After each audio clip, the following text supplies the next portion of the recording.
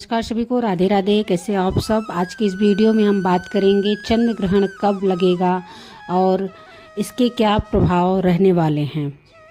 ज्योतिष दृष्टिकोण से मार्च 2026 का पहला हफ्ता खगोलीय और धार्मिक नजरिए से खास माना जा रहा है।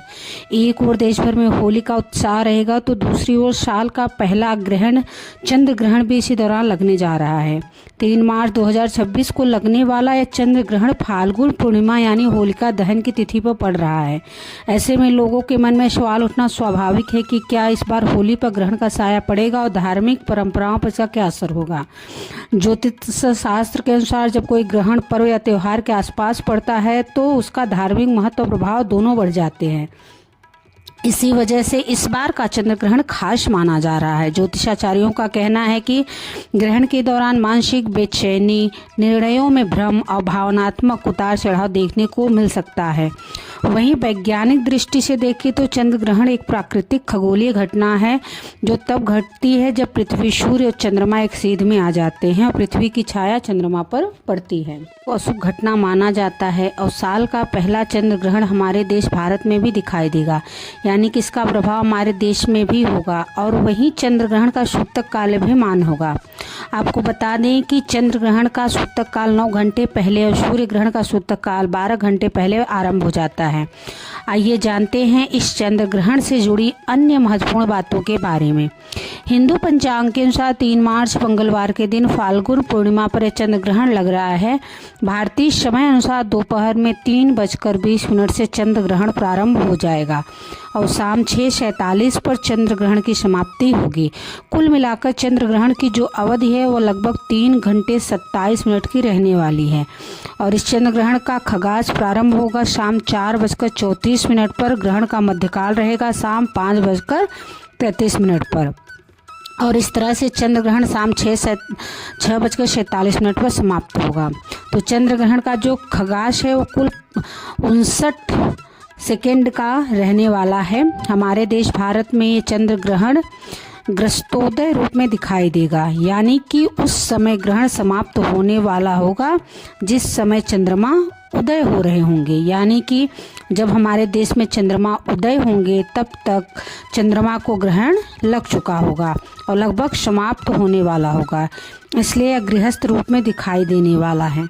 आपको बता दें कि हमारे देश भारत में इस चंद्र ग्रहण का प्रारंभ और मध्य यानी खगास नहीं देखा जा सकता, यानी कि जिस समय यह ग्रहण प्रारंभ होगा उस समय हमारे देश में दिन का समय होगा, चंद्रोदय नहीं हुआ होगा, लेकिन दुनिया के अन्य हिस्सों में इस समय चंद्रोदय हो चुका होगा, इसलिए वहाँ पर इसी समय से ग्रहण दिखना प्रारंभ भी हो जाएगा।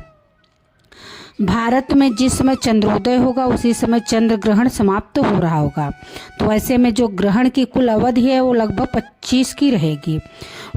वैसे तो इस दिन चंद्रोदय शाम 6:30 पर होगा, लेकिन चंद्रोदय का जो समय है हमारे देश के अन्य शहरों में, अन्य क्षेत्रों में कुछ मिनटों के अंतर से होता है। कुछ जगह पर चंद्रोदय बताए गए समय से कुछ मिनट पहले तो कुछ जगह पर बताए गए समय से कुछ मिनट बाद में होता है। दिल्ली में चंद्रोदय होगा शाम 6:22 पर, जिसके बाद ही ग्रहण भारत के अन्य शहरों में दिखेगा। इसलिए इस ग्रहण की कुल अवधि लगभग 25 मिनट की रहेगी। और आपको बता दें कि जो ग्रहण दिखने की अवधि है वो अभी हमारे देश में अलग अलग क्षेत्रों में अलग अलग हो सकती है।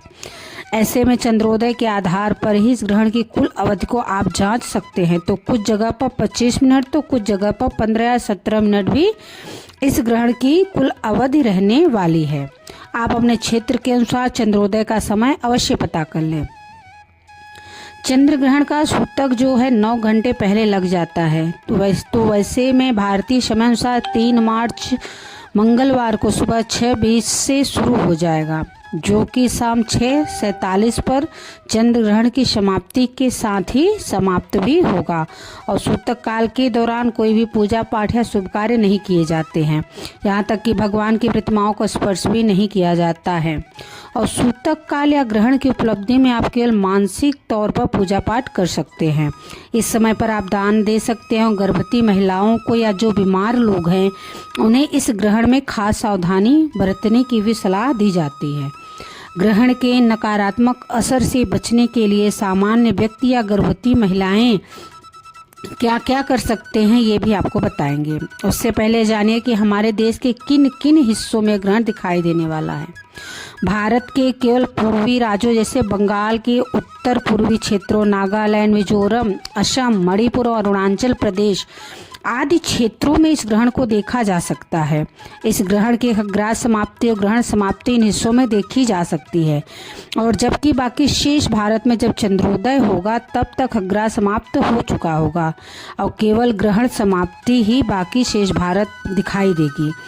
अब जिन जिन क्षेत्रों में हमारे देश में ग्रहण नहीं दिखाई देने वाला है, क्या वहाँ भी सूतक संबंधी नियमों का पालन करना चाहिए? तो देखिए, अगर देश के किसी भी हिस्से में ग्रहण दिखाई देता है तो उसका सूतक काल पूरे देश में मानना चाहिए। बाकी आपके ऊपर निर्भर करता है कि आप ग्रहण या सूतक संबंधी नियमों का पालन करना चाहते हैं या नहीं करना चाहते हैं। ग्रहण के दौरान किया गया दान अन्य सभी दानों से कई गुना अधिक पुण्य प्रदान करने वाला होता है। तो इस समय में यानी कि सूतक काल से लेकर ग्रहण की समाप्ति तक आप सफ़ेद चीज़ों का वस्त्र या अन्न या फिर कुछ ऐसी वस्तुएं जो पूजा पाठ के काम में आने वाली हैं, किसी योग्य निर्धन व्यक्ति को आप दान में दे सकते हैं, या कच्चा अनाज जिसे हम सीधा भी कहते हैं यानी कि भोजन बनाने की सामग्री, केवल सात्विक चीज़ों का दान आप ग्रहण के दौरान या फिर ग्रहण की समाप्ति के बाद कर सकते हैं। ऐसा करने से ग्रहण के दुष्प्रभाव से काफ़ी हद तक बचा जा सकता है। सूतक काल से लेकर ग्रहण की समाप्ति तक काफ़ी लंबा समय हो जाता है, तो इतने लंबे समय तक किसी भी गर्भवती महिला को भूखा प्यासा नहीं रहना चाहिए। केवल जिस समय ग्रहण प्रारंभ होने वाला हो उससे 1-2 घंटे पहले से लेकर ग्रहण की समाप्ति तक चाहें तो आप कुछ कठिन नियमों का पालन कर सकती है, लेकिन पहले आप अपने डॉक्टर की सलाह अवश्य ले लें। ऐसे में आप इस ग्रहण से बिल्कुल भी परेशान ना होएं, कोई भी तनाव ना लें, अपने आप को शांत रखते हुए किसी भी पवित्र पुस्तक का पाठ कर सकते हैं या कोई धार्मिक कथा सुन सकते हैं, किसी मंत्र का जाप कर सकते हैं। सामान्य व्यक्ति इस दौरान चंद्र देवता के मंत्र का जाप या भगवत गीता का पाठ या श्रवण कर सकते हैं। गर्भवती महिलाएं भी गर्भ चालीसा का पाठ कर सकती हैं, ओम श्री कृष्णाय नमः मंत्र का जाप कर सकती हैं। ग्रहण समाप्ति के बाद सभी को गंगा जल मिले पानी स्नान करके घर और मंदिर में गंगा जल छिड़क कर शुद्धि करनी चाहिए। मंदिर की प्रतिमाओं को स्नान कराकर उन्हें वस्त्र बदलकर साफ सुथरे वस्त्र धारण करवाकर फिर पूजा करके और चंद्र देवता को अर्घ देकर जिसमें कच्चा दूध और जल मिला हुआ हो, ओम सह चंद्रमसे नमः इस मंत्र का उच्चारण करते हुए अर्घ देकर फिर आपको सात्विक चीज़ों का ही सेवन करना चाहिए।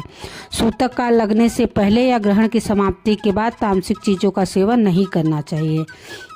यदि हमारी आज की वीडियो अच्छी लगी हो तो प्लीज़ हमारे चैनल को सब्सक्राइब कीजिए, लाइक कीजिए और प्यारे प्यारे से कमेंट करना बिल्कुल भी ना भूलिएगा। सभी को हर हर महादेव, श्री शिवाय नमस्तुभ्यम। आप भी चंद्र ग्रहण के दौरान पूजा पाठ करके चंद्र ग्रहण की नकारात्मक प्रभावों से बच सकते हैं। आप श्री हरि का जाप, मंत्रों का जाप करिए, भगवान शिव के मंत्रों का जाप करते हुए इस ग्रहण के दुष्प्रभाव से बचिए। सभी को श्री शिवाय नमस्तुभ्यम।